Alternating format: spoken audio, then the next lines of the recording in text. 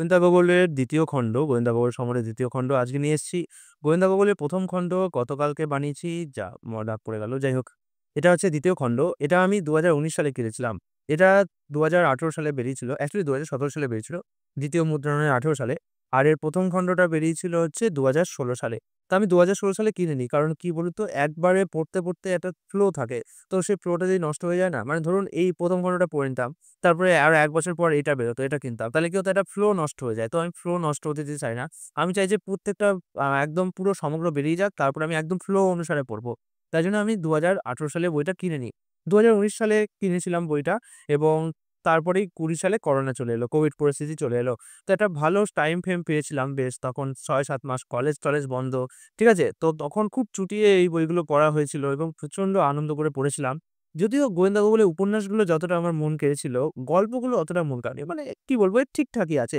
ফেলুদার যেমন গল্পগুলো খুব ইন্টারেস্টিং ছিল, গল্পগুলো উপন্যাসের মতোই। গোয়েন্দা গল্পের গল্পগুলো অতটা আমার ইন্টারেস্টিং লাগেনি। আর তাছাড়া ফেলুদার যেহেতু একটা বড় ক্যারেক্টার চরিত্র আছে, সেটা একটা আলাদা প্রভাব সৃষ্টি করেছিল। ব্যোমকেশ একটা বড় চরিত্র। বাট গোয়েন্দা গল্প একটু বাচ্চাদের মতো চরিত্র তো। তো এর কাহিনীগুলোটা কি বলবো?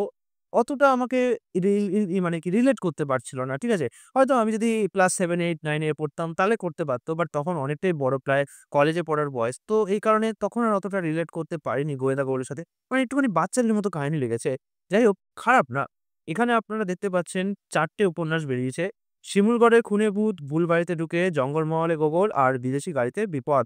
আর কিছু গল্প রয়েছে। আর রয়েছে সংযোজন, যে গোগল খোঁড়ার জানলার দিকে তাকিয়ে। আমি দেখাচ্ছি আপনাদের। এবার আমি চলে আসি হচ্ছে লাস্ট পেজে, যেখানে আমি এর গ্রন্থ পরিচয়টা ভালো করে বোঝাতে পারব। শিমুলগড়ের খুনের ভূত আনন্দমেলাতে বেরিয়েছিল। ঠিক আছে? এটা আনন্দ পাবলিশার্স আলাদা করে বই আকারে প্রকাশ করেছিল।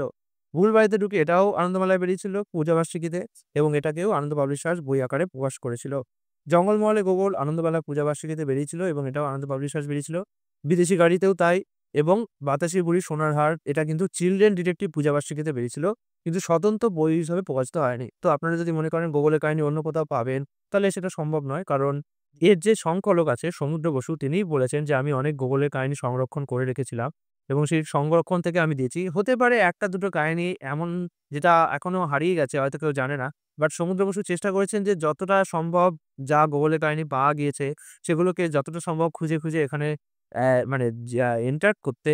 বাট তবুও ১ টা ২ টো কাহিনী তিনি বলছেন যে যদি বেরিয়ে যায় আলাদা করে, তাহলে হয়তো পরবর্তী সংস্করণে দেয়া হবে। বাট আমি কি বলব আপনাদের, কিনে নিন, অসুবিধা নেই। যদি পরবর্তী সংস্করণে পেয়ে যায় তাহলেও ১ টা ২ টো গল্পের জন্য এমন কিছু হবে না। এছাড়াও গোগল কোথায় স্বতন্ত্র, এগুলো কোনটাই স্বতন্ত্র বই হিসাবে কিন্তু প্রকাশিত হয়নি। তবে একটা জিনিস খুব ইন্টারেস্টিং দেখলাম, এগুলো ১ম এ আনন্দমেলায় প্রকাশিত হচ্ছিল। তারপরে এটা কিন্তু আ চিলড্রেন ডিটেকটিভ পূজাবার্ষিকীতেও অনেক কটা গোয়েন্দা গল্প বেরিয়েছিল। এ থেকে বোঝা যায় যে গোয়েন্দা গল্পের যে টার্গেটেড অডিয়েন্স সেটা কিন্তু চিলড্রেন বেশিরভাগ ছিল। হ্যাঁ, কিশোররাও পড়তে পারে, বয়স্করাও পড়তে পারে, সে তো অস্বাভাবিক নয়। কিন্তু এর যে টার্গেটেড অডিয়েন্স সেটা যেহেতু চিলড্রেন হওয়াতে, যারা কিনা প্রবন্ড বয়স, যেটা ১০ থেকে ১৫ বছর বয়স, এই বছরের শিশু-কিশোর হওয়াতে এর যে গল্পের যে শৈলীটা সেটা অনেকটা বাচ্চাদের শৈলীর সাথে ম্যাচ করে। ঠিক আছে?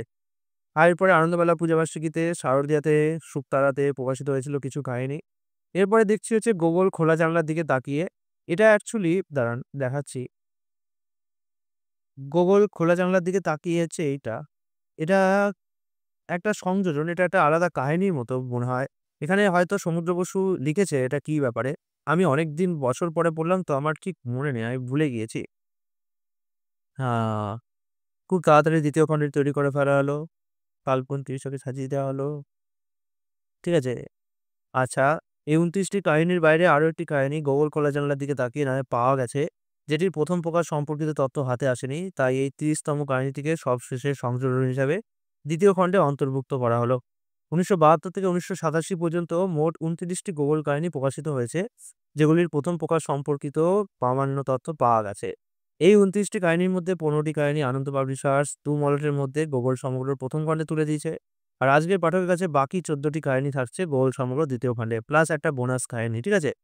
কলকাতা বইমেলা ২০১৭ এর কিছু আগে প্রকাশিত হয়েছিল সমরেশ বসুর গোগল সমগ্র ১ম খণ্ড। এই ১ম গোগল কাহিনীগুলিকে ২ মলাটের মধ্যে পেয়ে পাঠক মহলে বিপুল সাড়া জাগে। ঠিক আছে? আমি আমার বাবা শ্রী সমর কুমার বসু ও মা শ্রীমতী সংযুক্তা বসুর কাছে ঋণী বই সংগ্রহ ও পুরনো পত্র-পত্রিকা নিয়ে আমার উন্মাদনাকে ছোট থেকে উৎসাহ দেওয়ার জন্যে। ব্যাস এটুকুই হলো। আর হ্যাঁ, প্রত্যেকটা কাহিনীর শেষে এই যে ১ম এ রয়েছে না যে সেই বইটার ছবি, এটাও আমাকে খুব ভালো লেগেছে। আমার খুব ভালো লেগেছে এই বইটার ছবি দেখতে। এটা আনন্দবাজার বিশ্বাসের বইয়ের একটা বিশেষ বৈশিষ্ট্য যে প্রত্যেকটা কাহিনী শুরুর আগেই একটা করে সুন্দর ছবি দিয়ে দেবে। মানে যেটা প্রকাশিত হয়েছে। যেখানে সম্ভব হয়েছে। এর যে ১ম উপন্যাসটা দেখে মনে হচ্ছে খুব বড়। এরপর জঙ্গলমহলে গোবর। ১ম উপন্যাসটা তো খুব বড়ই দেখতে পাচ্ছি। ভুল বাড়িতে ঢুকে। এটা বইয়ের ছবি। ঠিক আছে? ওই বিদেশি গাড়িতে বিপদ। আরেকটা রয়েছে না? তখন ২০২০ সালে করোনায় শুধু গোগোলই পড়েছি তা না। বরঞ্চ আরেকটা উপন্যাসও পড়েছিলাম। সেটা হচ্ছে নামটা মনে পড়ছে না। আরে খুব বিখ্যাত লেখক। যাক পরে বললে মনে করে পড়ে দেব। এই যে 'জঙ্গলমহলে গোবর'। তো এই ছিল হচ্ছে 'গোগোল সমগ্রের' ২য় খণ্ড। যদি কিছু মিস করে থাকি বা যদি কিছু জানার থাকে নিচে কমেন্ট করলে আমি অবশ্যই সেটার উত্তর দেওয়ার চেষ্টা করব।